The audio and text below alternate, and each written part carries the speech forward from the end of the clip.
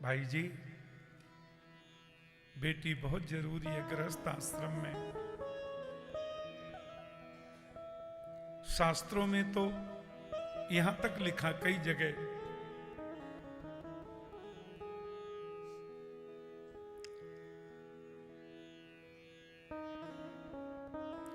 जिस पिता ने अपने जीवन में एक बेटी का कन्यादान नहीं किया, समझो उस पिता ने बहुत बड़ा सत्कर्म नहीं किया।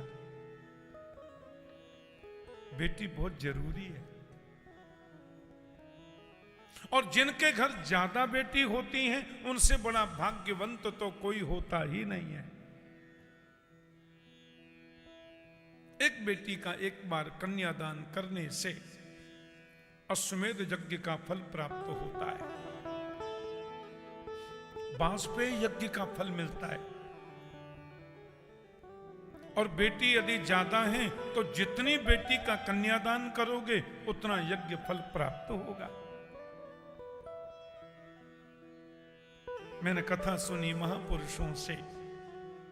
भीष्म के राजा अपनी पत्नी के सहित भगवान सूर्य की उपासना करते। सरोवर में कमल के फूल पर एक नन्ही सी बेटी मिल गई। राजा बोले, प्रभु ने हमको बेटी दे दी। आकाशवाणी हुई, ये साक्षात लक्ष्मी है। राम रूपे भवेत् सीता रुक्मिणी कृष्ण जन्मनि। ये लक्ष्मी नारायण की जोड़ी है। और यही लक्ष्मी नारायण त्रेता में राम जानकी के रूप में प्रकट हुए। राम रूपे भवेत् सीता, वही लक्ष्मी माता राम अवतार में सीता जी बनी। और वही लक्ष्मी नारायण द्वापर में रुक्मिणी कृष्ण के रूप में प्रकट हुए। कृष्ण है नारायण, रुक्मिणी है लक्ष्मी माता। बोले राधा कौन है? बोले राधा तो कृष्ण ही है। राधा कृष्ण स्वरूपाम्बै कृष्णं राधा स्वरूपिणं कलात्मानं निकुंजस्थं गुरु रूपम सदा भजे। राधा ही कृष्ण और कृष्ण ही राधा। ये तो रसिक जनों को, प्रेमी जनों को रसाप्लावन कराने के लिए, उनके अंतस्थ में रसवर्धन करने के लिए, तस्मात् ज्योतिरभूद्वेधा राधा माधव रूपकम। एक ही ज्योति दो रूपों में परिणत हो गई, उन्हें हम राधा और माधव कहते हैं। राधा ही माधव है और माधव ही राधा है। बांके बिहारी जी में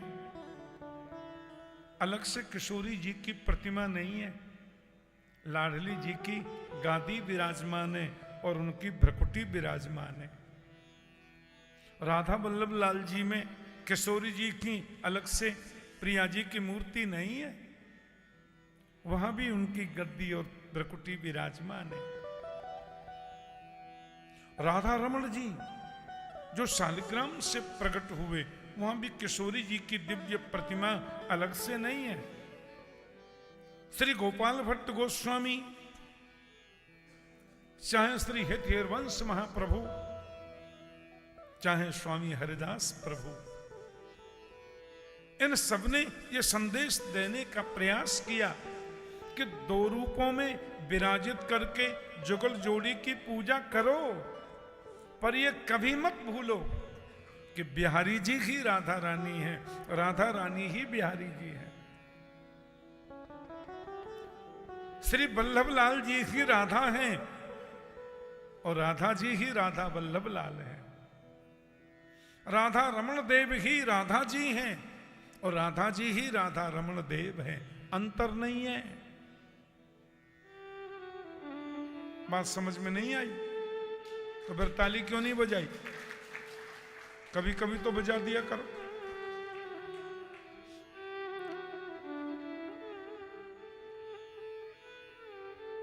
बोले हम ही ताली बजा लेंगे तो आपको काय को बिठाया है गद्दी पे, ये आप कह सकते हैं? बड़े तो श्रोता ही होते हैं। भीष्मक राजा का मन था मेरी बेटी का विवाह कृष्ण से हो, पर देखो घर में बेटा जब बड़ा हो जाता है ना, तो माता पिता को, विशेषकर पिता को बेटे से भी सलाह लेनी पड़ती है।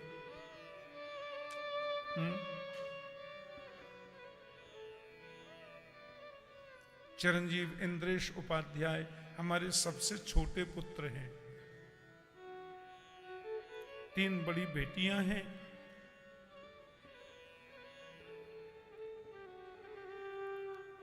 मैंने कथा सुनी, मेरे गुरुदेव थे ना अनंत श्री स्वामी रामानुज प्रपन्नाचार्य, तो गुरुजी की कथा हो रही थी अयोध्या में। अयोध्या में एक सनातन भगवान का मंदिर है, वहां गुरुदेव की कथा थी। तो गुरुदेव ने सनातन भगवान से कहा, हे सनातन प्रभु, ठाकुर जी भागवत की कथा करते हैं, पूरे विश्व में नाम है, खूब भागवत धर्म का प्रचार कर रहे हैं, हमारा उपनाम है ठाकुर जी। उनके घर एक पुत्र और हो जाए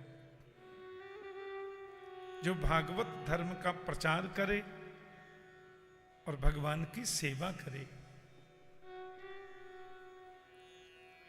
गुरुदेव ने प्रार्थना की, ऐसा महापुरुष कहते हैं। तो 3 पुत्रियों के बाद में हमारे घर भगवान ने कृपा की और चिरंजीव इंद्रेश का जन्म हुआ।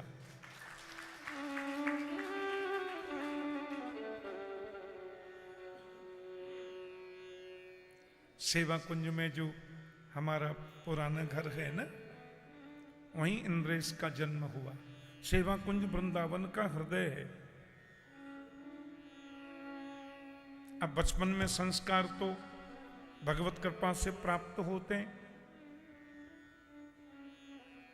एकदम सही शब्द जब 1 महीना के इंद्रेश हुए तो मेरे गुरुदेव ने उनको आशीर्वाद दिया। उसके बाद तो गुरुदेव पधार गए। जब गुरुजी का वैकुंठ वास हुआ, इंद्रेश की उम्र 3 साढ़े 3 महीने की रही होगी।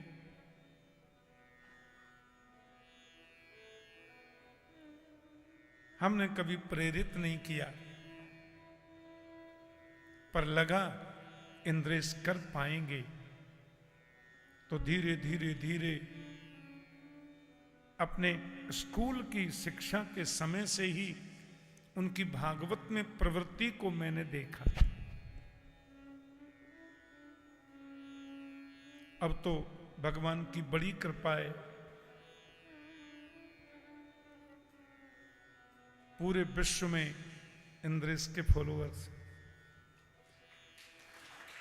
युवा वर्ग, छोटे बच्चे, कहीं भी जाओ सब बड़े भाव से कहते हैं इंद्रेश जी महाराज को हम बहुत सुनते हैं। हमने कहा बहुत अच्छी बात है। देश में विदेश में सबका प्यार मिल रहा है, बड़े आदर बड़े सम्मान से लोग सुनते हैं। सैकड़ों नहीं, हजारों नहीं, लाखों की संख्या में लोग बैठ के सुनते हैं। तो हमें खुशी होती है ना, प्रसन्नता होती है। अब कोई भी कार्य बड़ा करते हैं तो उनसे पूछते हैं, भैया ऐसा करना है, तुम बताओ करें कि नहीं करें।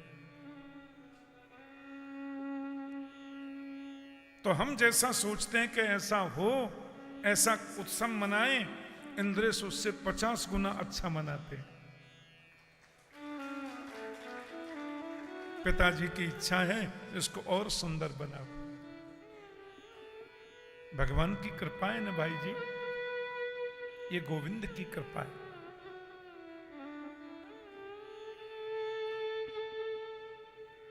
लेकिन भीष्मक महाराज के जो पुत्र हैं उसमें बड़ा पुत्र थोड़ा मनमौजी है, बहन की सगाई शिशुपाल से कर दी और पिताजी से आकर के बोल दिया शिशुपाल से हमने एक प्रकार से बागदान कर दिया है और 4 दिन बाद स्वयंवर होगा। आप रुक्मिणी बहन से कहना, सबसे छोटी है, मैं क्या कहूं, उसे कहना स्वयंवर में शिशुपाल को वरमाला पहनाए। रुक्मिणी क्या बोले, सबसे छोटी है और सबसे बड़ा भाई तो पिता के समान होता है। रुक्मिणी ने भाभी जी से कहा देखो ये तो ठीक नहीं है, भैया ने तो हमसे पूछा ही नहीं और बागदान कर दिया शिशुपाल को। रुक्मिणी की भाभी बोली डरो नहीं, बागदान का कोई मतलब नहीं होता, वचन दे दिया पर स्वयंवर तो होगा, विवाह तो होगा। आप एक काम करो, सच्चे मन से तुमने द्वारिकाधीश को चाहा तो एक पत्र लिख के द्वारिकाधीश के पास भेज दो और स्वयंवर में प्रभु को बुला लो। स्वयंवर में कन्हैया आ जाएं, सबके सामने वरमाला पहना देना, कोई कुछ नहीं कर सकता। रुक्मिणी जी ने बहुत सुंदर पत्र लिखा।